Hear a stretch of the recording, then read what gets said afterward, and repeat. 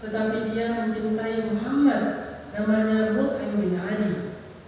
Dia datang ke Gua Hira, dia mengatakan, wahai Muhammad, walaupun aku tidak beriman dengan ajaranmu, tetapi aku respect kalau bahasa kita dengan akhlakmu, maka pulanglah ke kota Mekah, aku yang memberikan dhimmah kepadamu.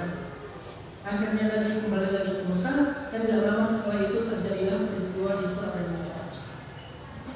Jadi dhimmah sesuatu yang sangat penting dalam Islam. Mendapatkan dhimmah dari seorang tokoh saja itu penting, apalagi mendapatkan dhimmah dari seorang pemimpin.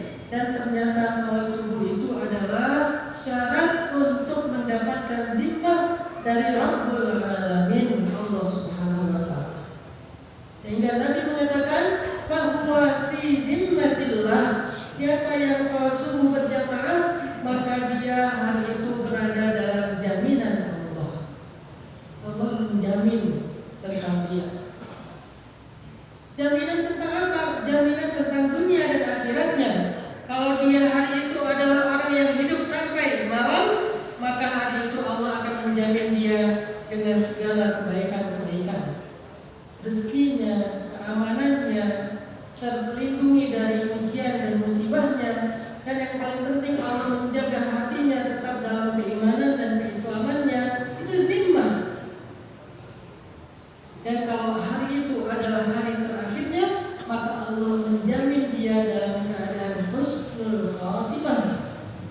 Dan kalau hari itu dia akan pulang bertemu dengan Allah, maka Allah akan menjaminnya untuk masuk surga jannah Allah Subhanahu wa Ta'ala. Itulah yang disebut dengan bahwa fi dhimmatillah. Maka kita beruntung hari ini bisa mendapatkan kesempatan untuk melakukan sholat subuh berjamaah. Semoga hari ini kita mendapatkan dhimmah dari Allah Subhanahu wa Ta'ala. Amin. Jemaah yang dirahmati Allah Subhanahu wa Ta'ala, bicara tentang space. Masya Allah, Masjid Al-Hakim adalah masjid pertama yang alhamdulillah kita bersama para asatidz di Barisan Bangun Negeri, ada Ustaz Khalid Syau, ada Ustaz Abdul Somad, Ustaz Umar Mita, Habib Muhammad bin Anis, Ustaz Luqman Hakim, dan beberapa asatidz yang lain, memiliki sebuah harapan. Harapannya ke depan dakwah kita tidak lagi terbatas hanya di dalam kajian-kajian taklim. Karena kita sudah melewati masa-masa taklim ini cukup lama, dengan segala bentuk variannya. Dari taklim terbatas seperti ini sengaja tidak dipublish karena memang kita sedang membatasi karena protokol kesehatan, sampai taklim yang crowd atau taklim yang eventnya besar seperti tabligh akbar. Kita sudah mengalami masa-masa dakwah dengan bentuk taklim dan tabligh akbar puluhan tahun, dan setiap masa itu selalu ada dari sejuta umat. Dulu ada Kiai Zain bin MZ dari sejuta umat. Kemana beliau hadir, maka umat berkumpul dengan jumlah yang sangat banyak sampai memenuhi lapangan-lapangan di setiap kota. Kemudian setelah masa Kiai Zain bin MZ, kita masuk kepada masa tabligh akbar yang lain dengan dai sejuta umatnya, Pak Agim, di mana Agim memberikan nasihat dan ilmu, orang-orang berkumpul sampai meluber keluar masjid. Dan itu masa-masa yang luar biasa di awal-awal tahun 2000-an. Dan ini sejuta umat dengan banyak lagi dai-dai yang sezaman dengan beliau, termasuk almarhum Ustaz Arif Ilham, almarhum Ustaz Uje, dan banyak lagi dai-dai yang luar biasa. Itu era setelah saya dari MZ. Kemudian setelah Agim masuk lagi kepada era dengan dai sejuta umatnya Ustaz Abdul Somad. Kemana beliau hadir, umat berkumpul. Dan di sekeliling beliau, sezaman dengan beliau juga muncul dai-dai yang lain yang juga memiliki segmentasi umatnya sendiri-sendiri. Itulah fase-fase yang sudah kita lalui di Indonesia dengan dakwah narasi. Dakwah dalam bentuk tabligh akbar, kajian, tausiah, taklim, khutbah dan seterusnya. Maka para asatidz di barisan Bangun Negeri punya sebuah harapan untuk membawa dakwah ini kepada fase yang berikutnya.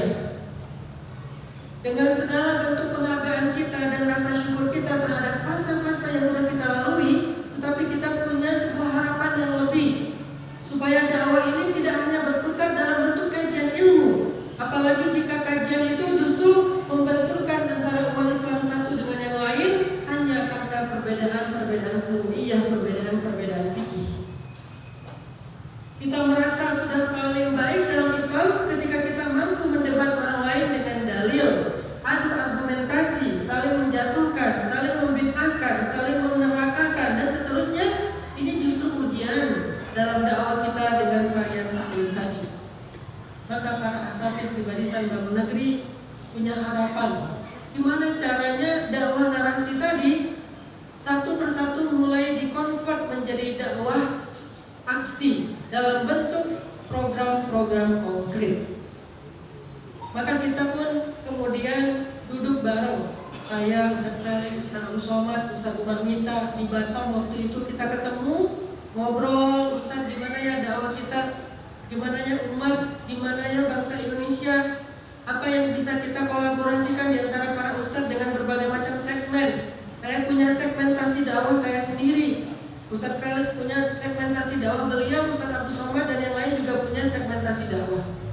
Segmen-segmen ini adalah potensi untuk membangun Indonesia. Apa yang kita bisa kolaborasikan supaya dakwah kita selama ini yang mengajarkan tentang ayat dan hadis bisa berdampak secara konkret kepada bangsa ini. Akhirnya hasil dari diskusi kita beberapa kali di Batam, di Jogja, di Bogor, maka lahirlah Barisan Bangun Negeri. Sengaja kita mengambil nama Bangun Negeri karena kita berharap dakwahnya benar-benar berdampak secara konkret kepada bangsa dan negara Indonesia. Kita nggak pengen dakwah ini terus-terusan dibenturkan dengan nasionalisme. Kita nggak pengen Islam ini terus-terusan dianggap sesuatu yang mengkhawatirkan dan ditakutkan. Itu sesuatu yang paling menyedihkan hati kita. Sejak kapan Islam menjadi sesuatu yang seperti duri dalam daging bagi tubuh bangsa Indonesia? Padahal justru Islam adalah sebuah spirit kebangkitan, spirit kemerdekaan, spirit persatuan, dan sekarang spirit kemajuan dan peradaban bagi Indonesia. Sehingga akhirnya lahirlah dakwah kolaboratif di antara para ustadz yang kita beri nama Barisan Bangun Negeri. Programnya harus konkret, nggak boleh lagi cuma taklim. Taklim harus menjadi bagian dari program konkret. Bukan program konkret itu mendukung taklim, tapi sebaliknya taklim yang harus mendukung program konkret tersebut. Maka kita berpikir dengan berbagai macam musyawarah dan diskusi rumit di antara kita. Kira-kira gimana cara menjadikan syariat ini menjadi gagasan? Karena selama ini syariat baru menjadi wawasan.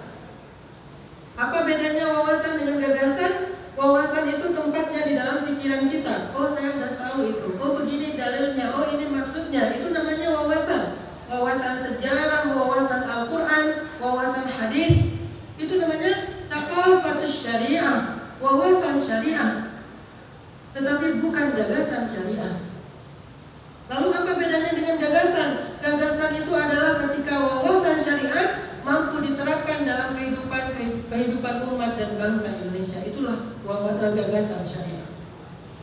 Kita tahu misalnya wawasan tentang syariat hidup bertetangga, fiqhul jiwa. Man kana yu'minu billahi wal yawmil akhir falyuhsin ila jarih, kata Nabi. Siapa yang beriman kepada Allah dan hari akhir, hendaklah dia berbuat baik kepada tetangganya. Lalu sampailah kita kepada banyak kisah-kisah inspiratif tentang wawasan hidup bertetangga. Di antaranya kisah seorang tabi'in yang punya tetangga yang luar biasa menyakiti dan mengganggu beliau. Apa masalah yang beliau hadapi dari tetangganya? Tetangganya membuat toilet yang bocor ke rumah beliau. Toilet tetangga pocong, keluar, tapi ini. Dan beliau tidak mengeluh kepada tetangganya. Kenapa? Karena beliau nggak mau tetangga itu menjadi repot gara-gara keluh kesah beliau. Ini salah satu cerita inspirasi tentang fiqhul jiwa. Masih banyak lagi cerita-cerita yang lain, tapi itu namanya wawasan. Kita yang membahas dan mendengar wawasan-wawasan syariat, nyatanya masih sering mengganggu tetangga. Nyatanya masih sering parkir sembarangan. Nyatanya masih sering bising yang membuat tetangga nggak bisa istirahat. Banyak lagi kenyataan-kenyataan hidup bertetangga kita yang nggak relevan dengan wawasan syariat. Padahal kita orang yang banyak mendengar nasihat-nasihat seputar itu. Jadi pembahasan tentang wawasan syariat itu udah banyak dilakukan di dalam taklim dan tausiah tabi akbar. Yang diperlukan sekarang adalah gimana caranya mengangkat wawasan itu menjadi gagasan konkret dalam kehidupan masyarakat. Akhirnya muncullah program Tetangga Baik. Program Tetangga Baik tujuannya adalah supaya kita memberikan sebuah platform agar kehidupan bertetangga ini sudah terprogram. Bahkan sekarang saya sedang membuat sebuah konsep living, namanya living with the nature, hidup dengan alam. Sebuah kawasan seluas 7 hektar yang di dalam konsep living itu, perumahan itu, yang kita perumahannya tidak ada pengerasan sama sekali, dia relevan dan sangat support atau friendly dengan kehidupan alam semesta yang ada di sekitarnya. Maka kita membuat di situ program neighborhood. Karena neighborhood ini bukan sekedar hashtag yang dilakukan oleh orang-orang yang tidak mengerti Islam. Harusnya dia hashtagnya Muslim.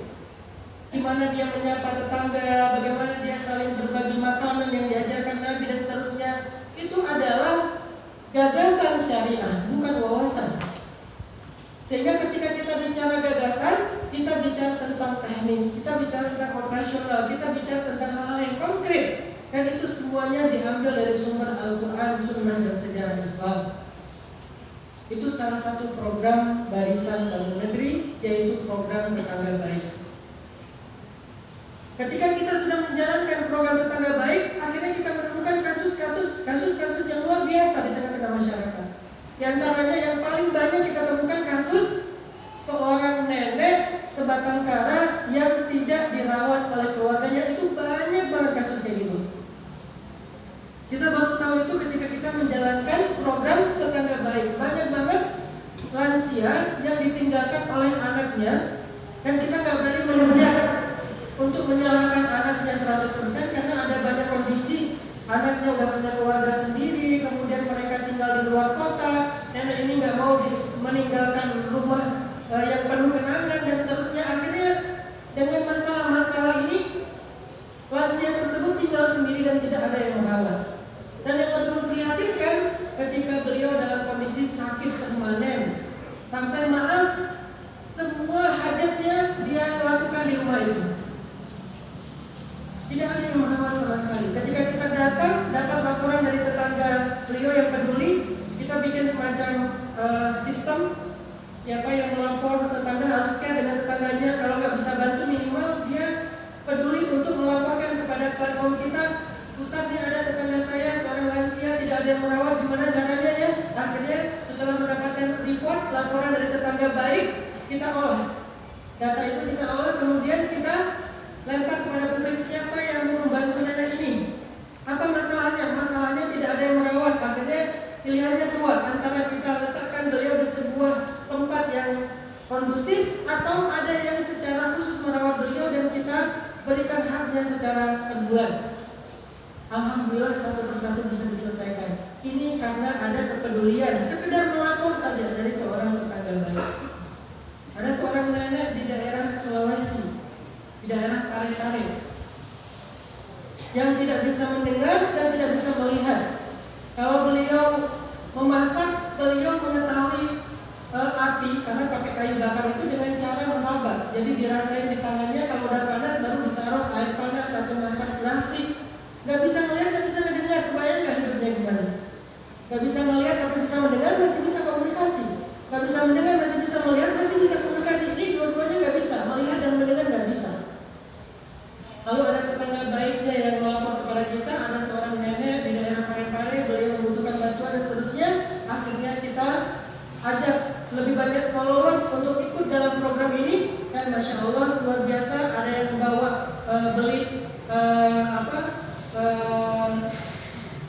alat untuk memanaskan nasi atau memanaskan air dan seterusnya. Akhirnya perabotan rumahnya tercukupi, listrik dipasang. Alhamdulillah berjalanlah program tetangga baik PIK 2. Lalu kita mikirin juga, ternyata banyak dari masyarakat kita yang kurang mampu itu kena ketika ada sakit mereka tidak mampu berobat. Terutama pasien-pasien yang sakitnya itu paling parah, kanker, tumor dan seterusnya. Kebenaran keluarga saya ada punya yayasan khusus untuk pasien yang kurang mampu, terutama pasien kanker. Akhirnya kita coba angkat ini menjadi salah satu gagasan syariah, healthcare. Muncullah program healthcare. Alhamdulillah Barisan Bangun Negeri diamanahi wakaf 2 ambulans healthcare yang tugasnya adalah membantu asistensi dan pengobatan pasien-pasien yang kurang mampu di rumah sakit. Bukan hanya menyediakan ambulan, bukan hanya menyediakan rumah singgah, tetapi membantu mereka dalam pengobatannya, asistensinya dengan dokter, karena orang-orang yang kurang mampu biasanya tidak mengerti seperti apa birokrasi pengobatan. Yang harusnya dia bisa melalui BPJS, tapi karena ketidakpahamannya dia bingung mengurus BPJS kayak gimana, atau ada BPJS yang udah nunggak belum pernah dia bayar selama beberapa bulan dan seterusnya. Kita bantu semampu kita. Dan selain healthcare dan tanda baik, kita juga berpikir tentang gimana cara kita mengangkat isu-isu lingkungan menjadi program dakwah. Maka muncullah program Less Waste.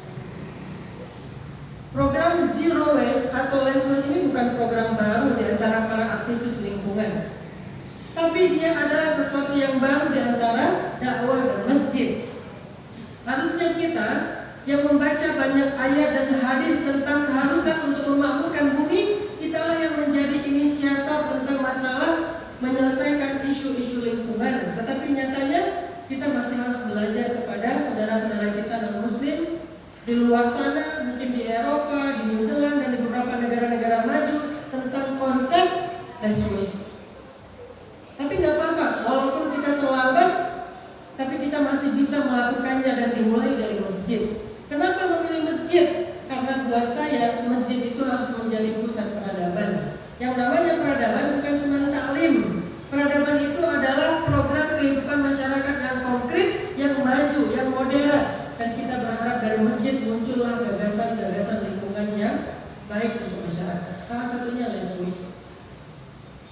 Dan kalau kita membaca di dalam Al-Quran, Allah menyuruh kita untuk memakmurkan bumi bukan sekedar basa-basi. Wasta'marakum fiha. Allah yang menghidupkan kita dari bumi, kemudian Allah menyuruh kita untuk menjaga dan memakmurkan bumi tersebut. Salah satunya adalah menjaga lingkungan. Jadi kalau orang bilang less waste itu nggak ada pahalanya, saya pikir dia perlu belajar lagi tentang Islam secara lebih komprehensif. Banyak dari kita kalau membangun pesantren semangat, membangun masjid semangat, membangun panti asuhan semangat, dan itu bagus. Tetapi ketika diajak kepada program-program yang sifatnya lingkungan, kesannya kayak kurang pahala. Program less waste, kayaknya ini program terlalu light. Padahal kalau kita membaca masalah ada umat, masalah sampah itu termasuk masalah besar bagi kita. Dan dampaknya bukan hanya bagi lingkungan, termasuk bagi kesehatan. Bukan hanya bagi alam, tetapi juga bagi manusia. Dan di sini ada Mas Edo sebagai koordinator kita di bidang less waste yang sudah sering sharing kepada teman-teman tentang bahayanya sampah yang bahkan di kota-kota besar sudah menjadi sebuah bom waktu yang luar biasa. Di Bandung sekitar beberapa belas tahun yang lalu pernah terjadi musibah longsor tempat penampungan sampah sehingga banyak yang meninggal. Dan ketika seminggu aja sampah nggak bisa ditampung di penampungannya, maka menumpuklah sampah-sampah di depan-depan rumah warga. Itu kebayang nggak gimana rasanya? Tangerang, Jakarta, masalah sampah adalah masalah besar. Sehingga masalah itu nggak boleh kita berikan hanya kepada pemerintah. Karena ketika saya berdialog dengan beberapa pemerintahan, Pemkot, Pemprov, rata-rata masalah pemerintah apa? Mereka nggak punya akses untuk edukasi masalah waste kepada publik. Dilakukan di kantor RW, nggak ada yang datang. Dilakukan di media sosial, nggak ada yang nge-view. Sehingga akhirnya kita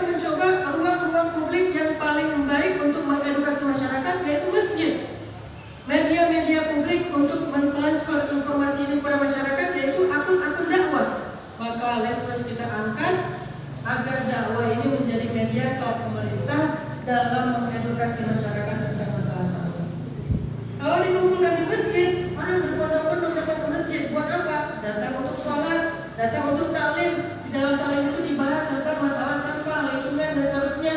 Mudah mengedukasinya. Saya sudah melakukan itu beberapa bulan sebelum COVID di Bandung. Dan alhamdulillah sekarang dilakukan di Tangerang, di BSD, di Masjid Al-Hakim. Dan ternyata dahsyat sekali dampaknya. Berbeda kalau dilakukan di kantor RW, walaupun inisiatifnya bukan dari masjid awalnya, dari pemerintah, dari para aktivis lingkungan, tetapi punya keterbatasan. Ini ada kesan everything comes with government is wrong atau sins atau apalah, sesuatu yang datang dari pemerintah biasanya dicurigai. Saya juga nggak tahu kenapa. Masing-masing kita introspeksi diri. Tapi buat saya harusnya dakwah bisa memberikan solusi terhadap masalah ini, yaitu dengan edukasi masalah sampah di masjid. Harapannya apa? Harapannya kelak orang tidak lagi takut dengan syariat. Sehingga ketika kita mengatakan kalimat menerapkan syariat, yang kebayang itu jangan kisos, yang kebayang itu jangan cuma potong tangan, yang kebayang itu jangan cuma rajam, karena itu hanya part kecil dari syariat. Bahkan itu diterapkan oleh Nabi agak lama setelah dakwah beliau di Mekah. Tapi ketika kita bilang menegakkan syariat, yang kebayang di dalam benak publik kita adalah menerapkan tentang masalah isu lingkungan, isu sosial. Menerapkan syariat berarti mengurangi sampah. Menerapkan syariat berarti orang-orang yang sakit dan kurang mampu itu terobati, dibantu. Menerapkan syariat berarti orang-orang yang lansia itu ada yang merawat. Menerapkan syariat itu berarti anak-anak yatim itu ada yang menyantuni, dan seterusnya. Menerapkan syariat itu berarti orang-orang yang terlilit hutang rentenir bisa dibantu dan dibebaskan dari jeratan hutang tersebut. Itulah maksud dari penerapan syariat dalam makna dakwah. Begitu juga ketika diperluas dengan peran khalifah. Saya lelah dengan benturan antara khalifah dengan kenegaraan. Seolah-olah khilafah ini pengen membubarkan NKRI.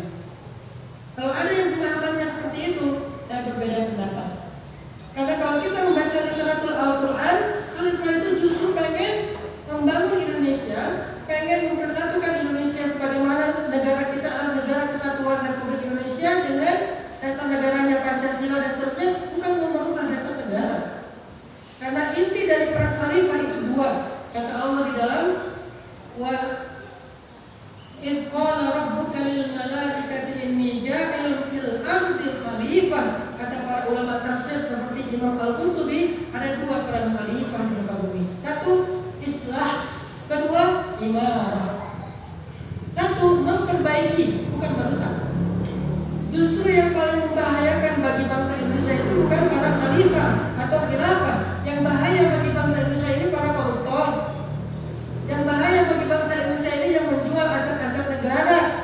Yang bahaya bagi bangsa Indonesia ini yang pengen merubah Pancasila. Itulah yang bahaya. Sedangkan khalifah peran utamanya islah, justru ingin memperbaiki apa yang rusak. Lingkungan yang rusak, sekarang datang dakwah untuk memperbaikinya. Apakah datang dakwah untuk merubah? Bukan, memperbaiki. Apakah BPN datang untuk mengganti semua sistem DKM di Masjid Al-Hakim? Bukankah sistem DKM kita berdasarkan sistem negara atau mungkin ada demokrasinya, dipilih dengan cara demokrasi? Apakah kita datang untuk merubah itu? Tidak. Kita datang untuk menawarkan sebuah solusi. Masalah apa yang ada di bangsa dan masyarakat kita? Oh, masalah sampah, ayo kita selesaikan. Bukan mau mengganti sistem. Karena peran utama seorang khalifah adalah islah. In uridu illa islah mastata'tu, kata Nabi Shalih. Tidak ada yang aku inginkan dari dakwah ini kecuali memperbaiki keadaan semampu aku. Itulah. Sedangkan yang sebaliknya, yang tidak memerankan khalifah, karena khalifah itu secara bahasa artinya yang meneruskan, yang mengganti, yang mewakili, itu arti khalifah. Artinya yang mewakili Allah dalam menjalankan peran di muka bumi sebagai pemimpin dalam tanda petik. Sebaliknya yang tidak menjalankan peran ini, tidak meneruskan dakwah ini, yang bukan khalifah, tidak mengambil peran khalifah, tugasnya adalah yufsiduna fil ardh. Mereka merusak di muka bumi. Kalau kita mengatakan perbaikilah, janganlah kalian merusak, la tufsidu fil ardh, mereka mengatakan innama nahnu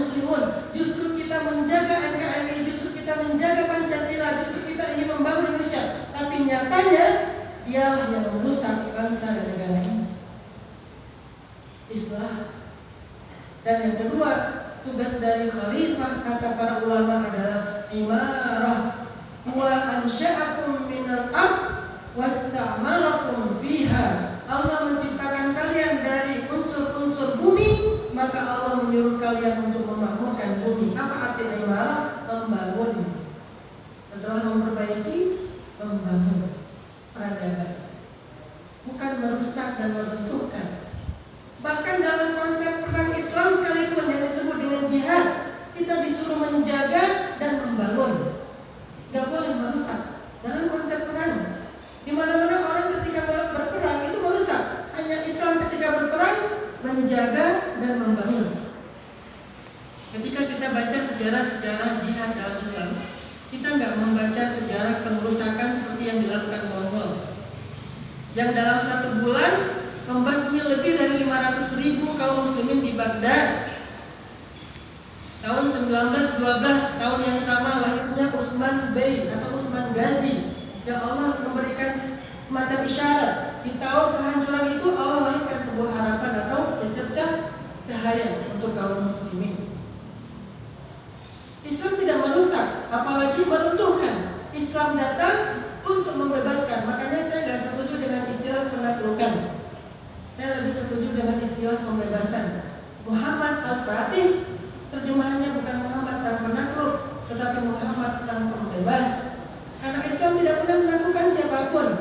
Kita bukan cowok penakluk. Kita pembebas, yang membebaskan perempuan dari masa jomblonya, ya. Yang membebaskan orang miskin dari jeratan hutangnya, yang membebaskan budak dari perbudakannya. Abu Bakar As-Siddiq sang pembebas. Utsman bin Affan yang membebaskan orang Madinah dari kehausannya. Itulah makna dari Al-Fatih, pembebas. Sehingga Fathu Makkah bukan penaklukan kota Makkah, tapi pembebasan kota Makkah. Membebaskan kota Makkah dari kemusyrikan, tidak ada lagi syirik di dalamnya. Membebaskan kota Makkah dari kezaliman, tidak ada lagi budak yang dizalimi. Itulah yang disebut dengan futuhat. Sehingga ketika Islam datang dengan jihadnya, dengan prajuritnya, dia datang bukan untuk menaklukkan, tetapi dia datang untuk membebaskan. Tidaklah dia datang ke suatu negeri kecuali alasannya negeri itu sedang dalam keadaan sekarat karena kezaliman, bukan karena agamanya non-muslim, bukan. Kalau ada satu negeri mayoritas non-muslim, Islam nggak datang untuk menaklukkan negeri itu, dibiarin aja.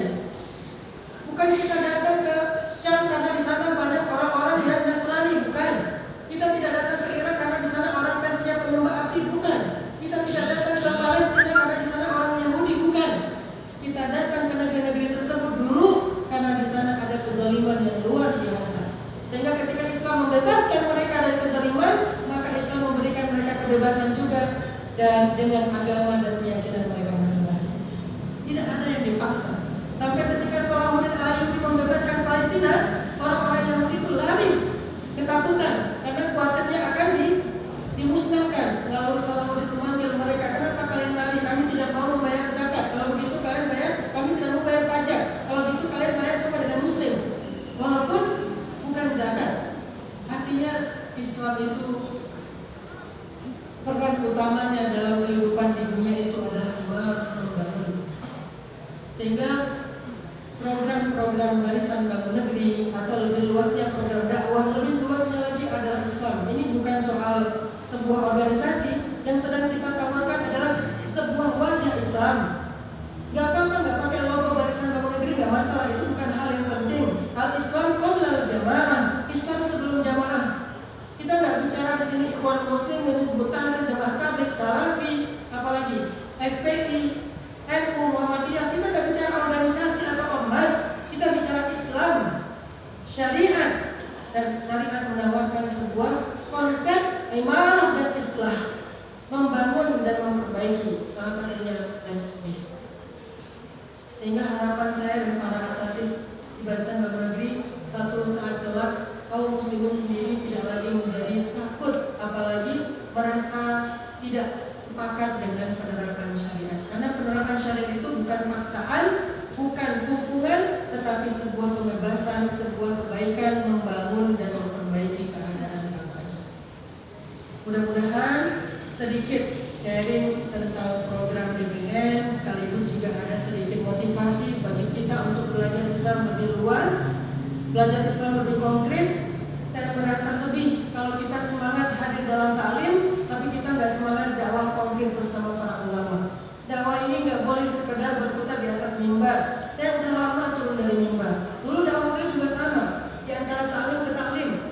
Taklim ibu-ibu dan bapak-bapak di masjid, terutama kajian jihad, pengajian hari Ahad. Dulu taklim saya 2006 pulang dari Mesir sampai 2014 itu isinya ibu-ibu sama bapak-bapak.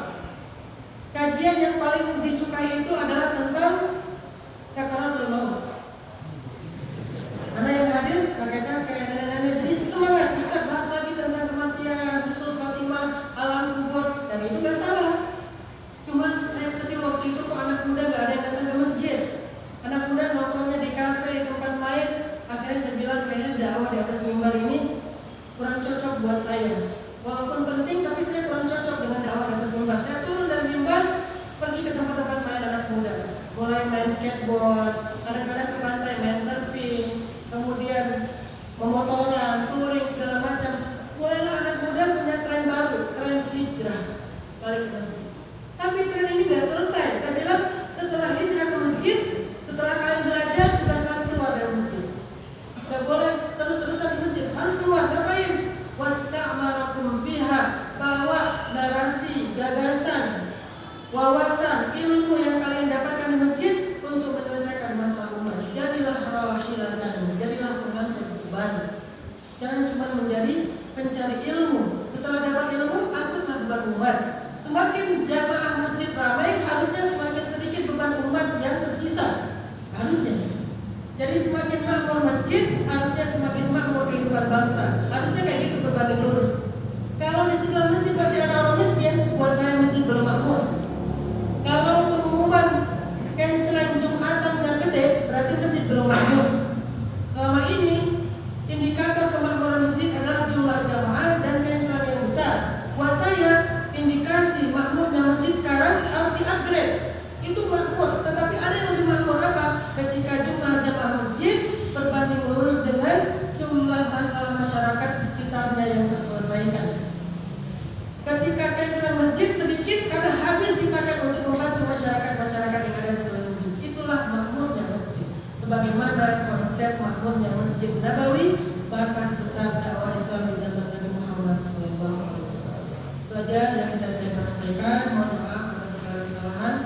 Dan barakallahu fikum kepada teman-teman yang sudah menjalankan program Best Ways dan program kajian hari ini di Masjid Al-Hakim. Saya respect sama Masjid Al-Hakim. Mudah-mudahan Masjid Al-Hakim menjadi mercusuar dakwah di BSD, Tangerang, bahkan di seluruh Indonesia insyaallah.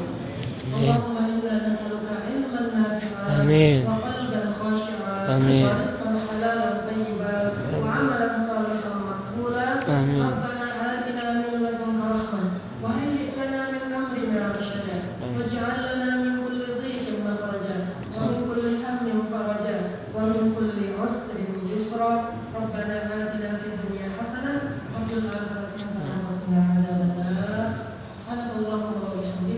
Subhanallahumma wa bihamdika asyhadu an la ilaha illa anta astaghfiruka. Assalamualaikum warahmatullahi wabarakatuh. Waalaikumsalam warahmatullahi wabarakatuh. Takbir. Allah. Masya Allah. Barakallah Ustaz, jazakallah khair Ustaz atas ustaznya.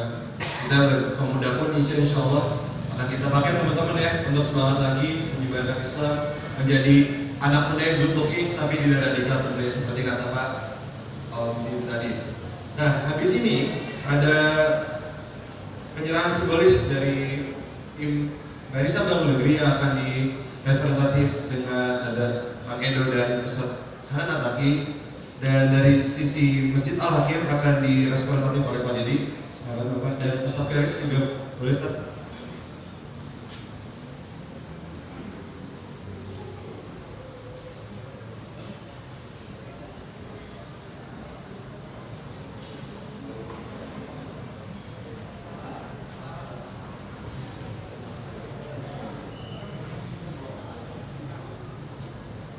Bismillahirrahmanirrahim. Assalamualaikum warahmatullahi wabarakatuh. Alhamdulillah, program sedekah sampah sudah berjalan sejak 12 Juli sampai minggu lalu dan minggu ke-8.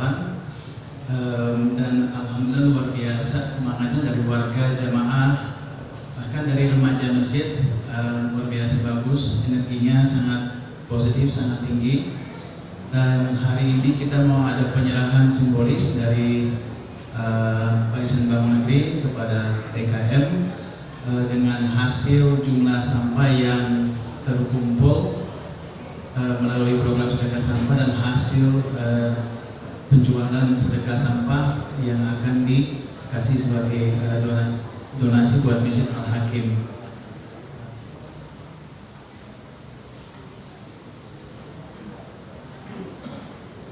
Kalian di papannya bisa juga ada tanda tangan sama Ustaz Hanan dan Pak Dedi.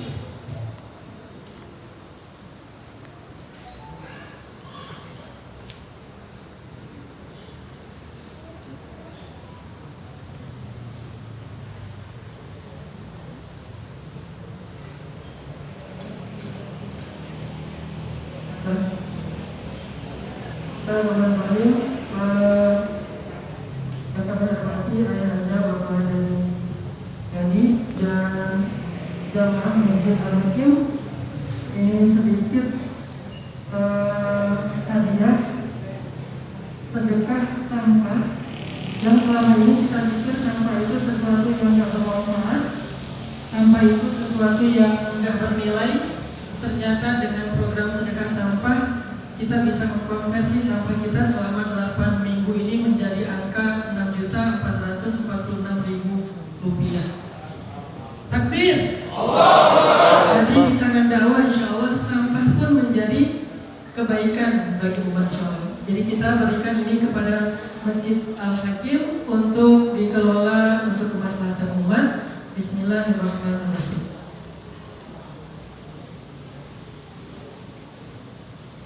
Luar biasa, jazakumullah khairan pada BBN, Ustaz Khalid dan Ustaz Hakim. Insya Allah ini kami terima dan kami akan pergunakan untuk kegiatan, karena ini gawainya nyicah, ini untuk hijab tentunya insya Allah. Demikian, wabillahi taufiq wal hidayah. Wassalamualaikum warahmatullahi wabarakatuh. Waalaikumsalam warahmatullahi wabarakatuh.